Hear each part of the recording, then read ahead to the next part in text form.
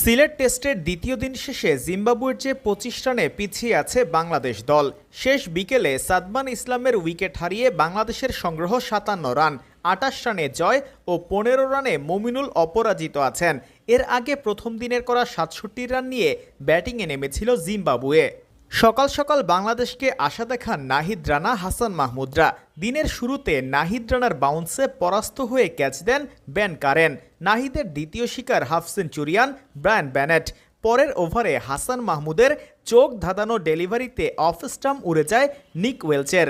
চতুর্থ উইকেটে ৪১ আর পঞ্চম উইকেট জুটিতে ৪৮ রানে বড় সংগ্রহের দিকে যাচ্ছিল জিম্বাবুয়ে, কিন্তু এরপর ৫৯ রান করা উইলিয়ামসকে ফিরিয়েছেন মেহেদী হাসান মিরাজ। এরপর একটি একটি করে ৫টি উইকেট তুলে নেন মিরাজ, যা মিরাজের ক্যারিয়ারের ১১তম ফাইফার। আর এতে জিম্বাবুয়ে গুটিয়ে যায় ২৭৩ রানে। তাদের লিড দাঁড়ায় ৮২ রান। মিরাজের ৫ উইকেট ছাড়াও নাহিদ রানা ৩টি, হাসান ও খালেদ একটি করে উইকেট পেয়েছেন। দ্বিতীয় ইনিংসে ব্যাটিংয়ে নামা বাংলাদেশ অস্বস্তিতে শেষ করেছে সাদমানের উইকেট খুইয়ে।